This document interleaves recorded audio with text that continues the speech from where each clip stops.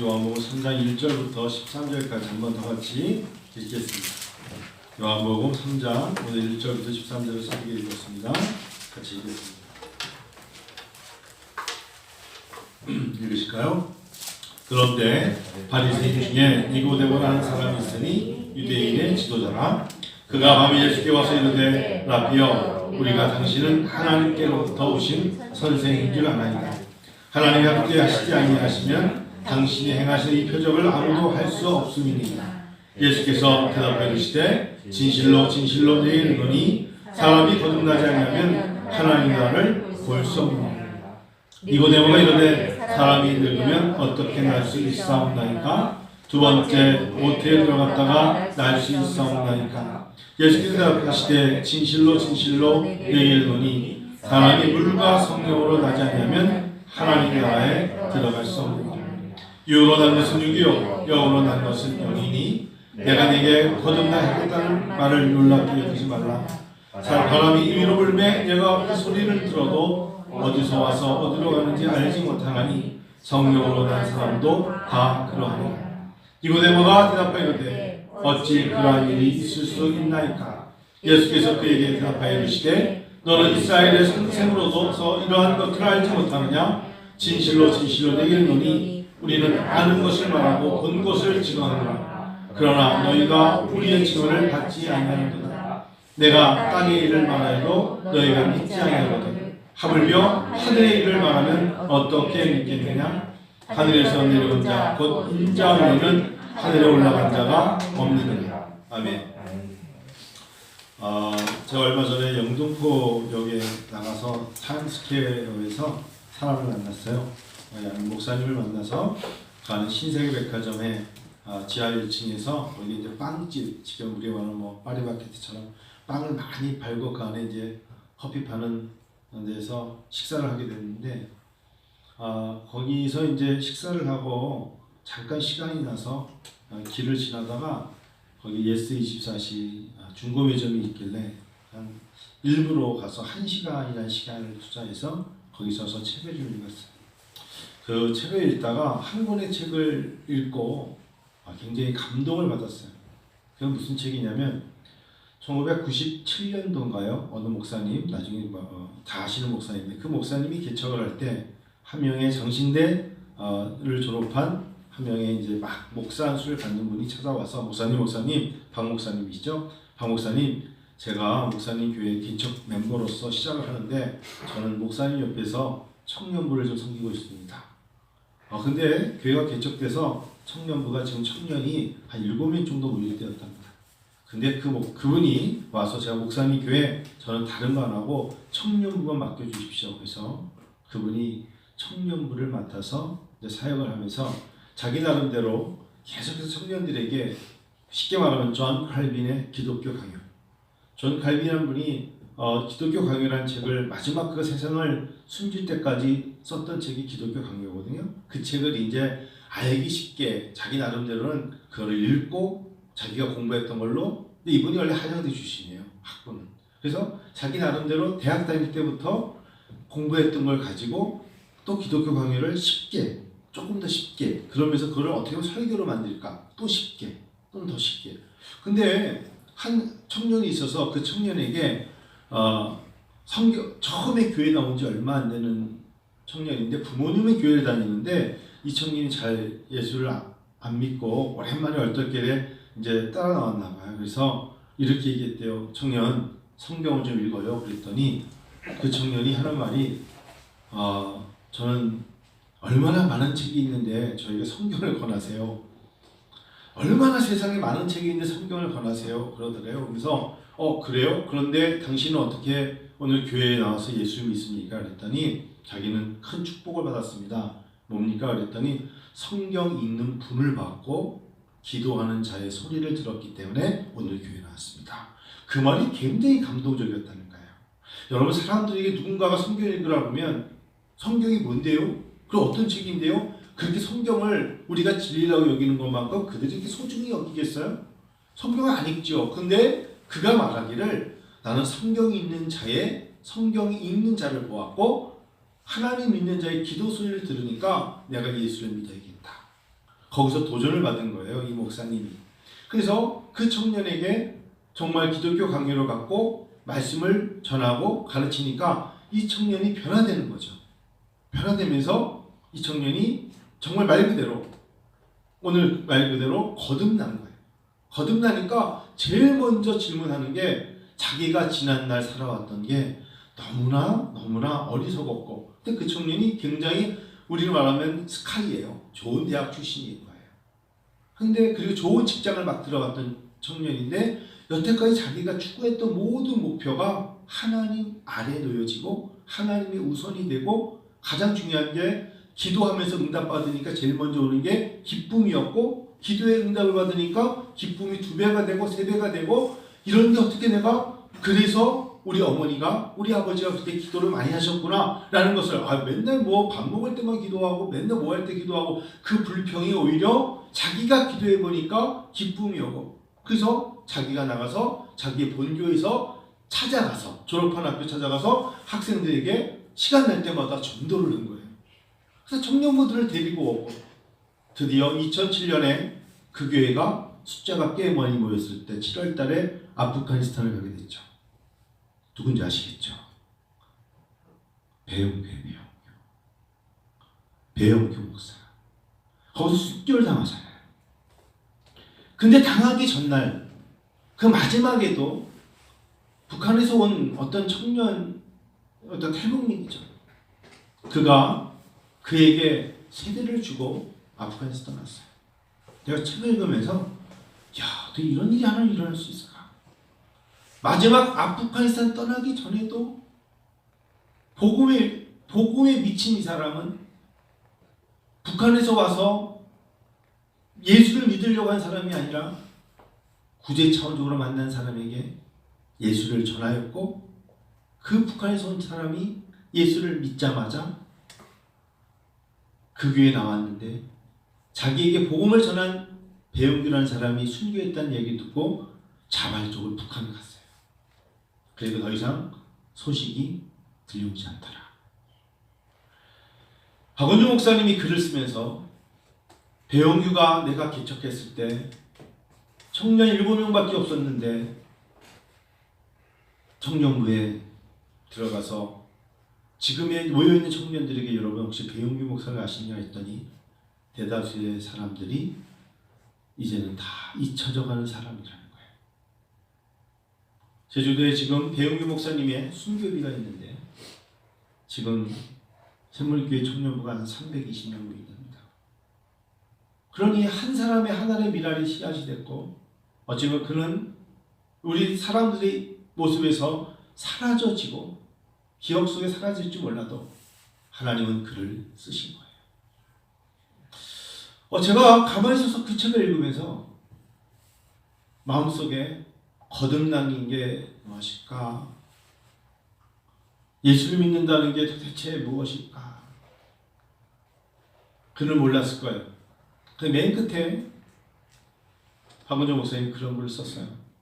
아마 북한에서 탈북민 중에 복음을 받아들였고 다시 그가 중국을 통해서 자기 고향에 있는 사람들에게 내가 지금 육적으로 자유함이 아니라 한 사람에게라도 복음을 전하고 생명을 마치고 떠나는 것이 내가 너무나 나의 사명이요 소명이라고 믿고 떠나는 그 사람은 가로치고 둘 중에 하나일 것이다. 감옥에 갇혀 노역을 하면서 거기서도 만나는 사람에게 복음을 전하고 있거나 아니면 배영규 목사를 만났을 것이다. 제가 그런 글을 짧지만 영등포에 나가서 타임스퀘어에 있는 중고 서점에서 그 글을 읽으면서 하나님 앞에 예수를 믿는다는 게 무엇일까?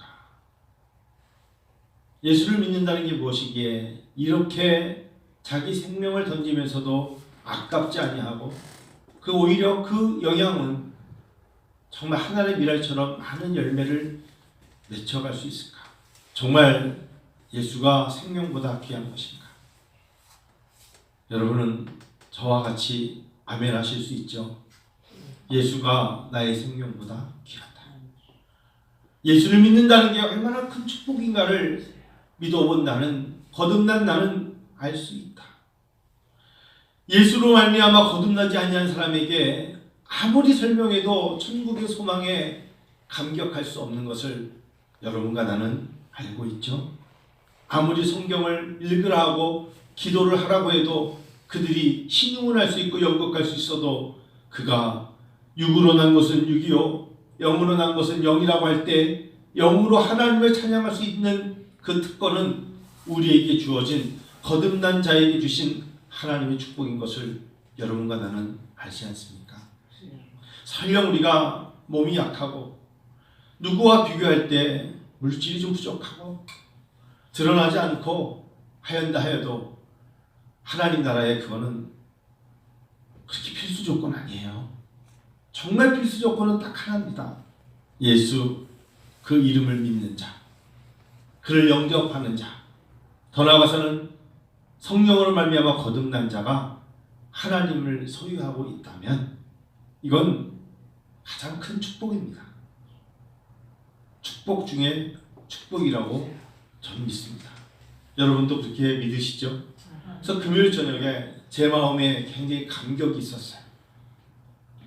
내가 목사가 되고 뭐 이런 직분이 아니라 예수를 믿었다는 거, 그리고 정말 사람들이 원하는 나는 거듭났다는 거, 난 예수 없이 못 산다는 거, 나는 하나님의 말씀을 거부할 수 없다는 거, 십자가가 세상 사람들에게는 미련한 것이지만 예수 믿는 자들에게는 하나님의 능력인 걸 나는 잘 안다는 거.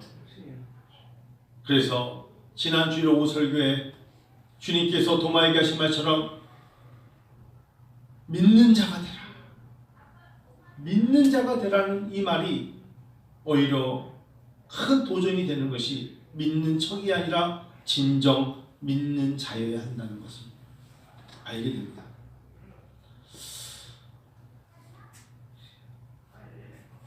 시간이요, 점점 시간이 갈수록 예수에 대한 이야기 책 한 권을 쓰기에도 이제 벅차요. 내가 믿은 예수를 누군가에게 충분히 전수하기에도 시간이 벅차요. 왠지 이제는 정말 하나님의 나라를 위해서 무엇인가 한다는 게 벅차요. 중국 그러면 떠오르는 선교사가 있습니다. 그가 바로 메일린 차이나 미션의 허드슨 테일러입니다. 허드슨 테일러는 사실 신학을 하고요, 뉴욕의 아주 할렘가에 무명으로 5년 동안 목회를 하면서 접어야 되나, 아무도 전할 수 없고 오지도 않고 전하면 노숙자가 잠깐 왔다 떠나버리는 그런 목회를 5년을 했어요. 5년을 하다가 하나님이 그에게 정말 복음의 명령을 따라 그가 중국에 갔어요. 우리는 허슨 테일러 그러면 그가 영국에서 목회를 할 때 어려웠던 이야기는 아무도 모르는 것 같지만 그는 거기서 거듭났어요. 어려움 속에서 거듭났어요. 힘든 역경 속에서 거듭난 거예요.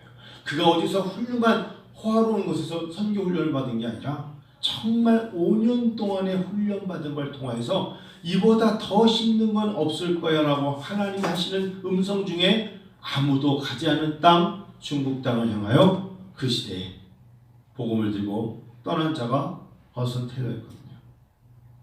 그로 말미암아 중국 선교의 장이 열리지 않습니까? 오늘 이 밤에 여러분과 제가 하나님 앞에 기도할 때 그러한 모습이 있었으면 좋겠어요.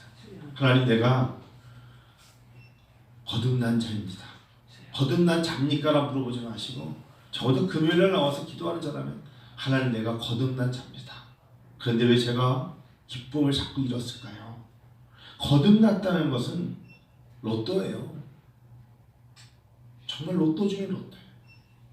우리가 그 생각 안 해서 그래요. 제가 지난 주일날 오후에 설교 여러분 생각나세요? 내가 참 중요합니다. 그러나 하나님은 더 중요해요. 요즘은 그게 제 삶 속에서 진심으로 고백하는 거예요. 그래요. 내 손이 아프고 내 발이 아프면 힘들지만 난 참 소중하기 때문에 내 자신을 잘 돌봐야 되죠. 그러나 내가 중요한 것보다 나를 위해 십자가 당에 피 흘려주신 예수님이 더 중요하십니다. 그리고 나도 모르게 내가 가지고 있는 지식과 내 계획과 내 비전과 내 재정 상태와 내 관계와 내 모든 것을 믿죠. 그런데요, 내 자신을 자꾸 의지하면 예수 그리스도를 믿는 게 희박해지고 약해져요. 그래서 하나님은 때로는 내 자신을 비우게 만드셔야 그 자리에 주님이 오셔서 주님을 믿는 게 어렵지 않게끔 하시기 위해서라도 하나님께서 나 자신을 믿지 못하게 하세요. 자기 자신의 뭐 깡패도 아니고 주먹을 믿습니까? 언변을 믿습니까? 경험을 믿습니까? 지식을 믿습니까? 그러니까 예수 믿는 게 어려워지고 약해지는 거예요. 나 자신을 하나님은 나는 아무것도 아니라고 생각하는 것부터 시작될 때 주님을 전적으로 붙잡고 나가게 되어 있습니다. 그래서 육으로 난 것은 육이고 영으로 난 것은 영이니 내가 네게 거듭나야 하겠다는 말을 놀랍게 여기지 말라 하셨어요.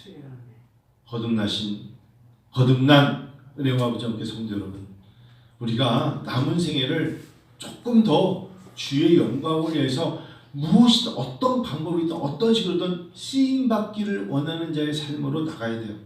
육으로 모인 사람들 속에서는 절대 예수 이름 나오지 않아요. 오늘 급하게 강남을 나갔다 왔어요. 그리고 CIU 때문에 칼림국제대학교에 미국에 있는 이사장님이 4월 15일까지 텍스 보고를 해야 된다 해서 그 문제 때문에 나가서 어떻게 학교가 이제 학교 텍스 보고도 해야 되고 문제가 있어서 박 교수님하고 이야기하는데 박 교수님이 갑자기 이야기를 쭉 하시다가 갑자기 한 목사, 커피숍이에요. 오늘 양재동 꽃길 앞에 있는 커피숍에 사람이 꽤 많은데 한 목사, 네, 한 목사하고 나하고 지금 많이 고심하잖아. 네, 여러 가지 문제가 잘못될 수도 있기 때문에, 왜냐면 이게 한국에 있고 본교는 미국에 있고 또 학생들 등록금을 받았는데 텍스 보고를 하라고 어려움이 있잖아. 이럴 땐 어떻게 해야 될까? 교수님 말씀해 보세요. 한 목사, 내가 자네 선생이고 스승이고 내가 선배인데 여태까지 자네에게 많이 못 보여준 게 있어. 뭔데요? 우리 여기서 기도하자. 하나님 앞에 내어 맡겨보자. 그래서 둘이서 옆에 사람들 다 커피 마시고 시끄러운 속에서 두 손을 잡고, 하나님, 정말 한번 신학교로서 유명한 신학교도 아니고 미 정부 그냥 정부에서 허락한 BPP라는 곳에서 허락해준 신학교를 가지고, 그러나 정말 함께 모여 기도하고 찬양하며 같이 공부하며 동역을 삼으려는 우리들입니다 라고 기도를 하는 그 모습을 우리가 서로 기도하고 난 다음에 제 마음속에 확신이 오는 거예요. 다른 거 아니에요. 그래, 하나님이 도와주시면 다 감당할 수 있어. 하나님이 인도해 주시면 따라갈 수 있고, 하나님은 광야를 지나고 사막을 지나는 백성들에게 마라 있음을 단물로 먹이시고, 배고플 때는 만나로 먹이시며, 추울 때, 어두울 때, 그 다음에 너무나 더울 때는 구름 기둥, 불 기둥으로 인도하셨다는 것을 하나님은 여러 차례, 여러 번 보이시면서 말씀해 주셨고, 그리고 예수님께서는 그 모든 표적을 보이시기 위해서 물 항아리에다가 물을 채웠을 때 예수의 어머니 마리아가 말씀하신 대로 하라 했을 때 수종 드는 사람들이 그 말에 순종했을 때 물이 변하여 포도주 되지 않았는가. 그대로 믿고 하나님이 열어주셨으면 하나님이 감당케 하실 거야. 그 믿음을 가지고 나가야겠구나. 기도하는 겁니다. 여러분, 힘들수록에 기도하는 거예요. 그러면 기쁨이 충만하리라. 너희가 이제는 구하지 않았으나 구하라. 그러면 너희가 응답받을 것인데 너희에게 기쁨이 충만하리라. 주님이 그러셨잖아요. 거듭난 자는 그런 말을 들을 때 거듭났기 때문에 도전이 되고 아멘하면서 꼭 해야지 나도.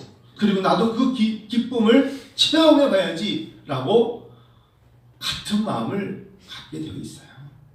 성도 여러분, 어려울 때 기도하시는 거예요. 어려울 때 새벽에 일어나는 거예요. 어려울 때 남들이 못하는 걸 하는 거예요. 어려울 때 전도하는 거예요. 어려울 때 예수 믿고 남들이 다 예수를 저버리고 도망쳤을 때 구레네 시몬은 억지로 졌는지 모르겠지만 두려워 떨 때 아무도 없는 새벽 미명에 주님을 찾아 나오는 여인들처럼 힘들고 지칠 때 힘내는 자가 하나님의 복을 체험하며 나아가게 되겠습니다. 이제 말씀 마칠게요. 금요일 저녁입니다. 어느덧 부활주일이 지나고 한 주가 지내왔어요. 여러분 잘 지내셨습니까? 교회라는 것이 얼마나 복된 곳인지 몰라요. 교회라는 것이요, 전 시간만 교회를 다니고 예수를 믿고 모일 수 있는 게 주중에 있다는 게 얼마나 복된 것인지 몰라요. 왜요? 하나님이 그 영성을 꺼져갈 듯하면 다시 붙여주시고, 염려와 근심으로 넘어질 듯하면 다시 불을 붙여주시고, 희미해지면 확신을 주시고, 그렇게 매번 끌어가는 장소가 교회이기 때문입니다. 교회 오는 게 낯선 사람들은요, 교회 오는 게 왠지 낯설고 교회라는 것이 이상하게 새롭다고 느껴진다는 것은 점점 그들에게 불씨가 약해져 간다는 또 다른 증거일 수도 있어요. 그래서 대면이냐 비대면이냐 이런 단어가 이제는 우리 교회에 있어서는 참 중요하지 않아요. 왜? 대면으로 하나님 전에 나와서 은혜를 누린 사람들이 그 은혜로 말미암아 기도로 응답을 받아서 기쁨이 무엇인가를 고백하면 그 기쁨의 소리를 듣는 자들은 알아서 따라오게 되었어요. 조심해야죠. 안전해야죠. 예방해야죠. 그러나 하나님께서 교회 당 예배 처소라고 하지만 세워주신 데는 이유가 있어요. 사람들에게 외쳐보십시오. 하나님에 대한 이야기를 아무리 외쳐보십시오. 거듭나지 아니한 자가 어떻게 반응하는지 아시게 될 겁니다. 거듭난 성도 여러분, 기뻐하시고요, 감사하고요, 저는 벅찬 가슴으로 하나님 앞에 하루하루를 보내면서 이번 한 주를 보냈어요. 제 개인적으로는 이번 한 주 참 잘 보냈어요. 제 개인적으로는 이번 한 주 은혜로웠어요. 새벽마다 기도할 때 하나님께서 제 자신의 마음속에 다가와 주셨고, 위로하셨고, 용기 주셨고, 확신 주셨어요. 그래서 감사했어요. 그래서 낮에도 시간을 보낼 때 참 알차게 보냈고, 피곤하지만 하나님 단잠을 주셨고 은혜로 인도하셨습니다. 이번 주일도 하나님의 은혜가 임할 줄 믿습니다. 기도하겠습니다. 하나님 아버지 감사합니다.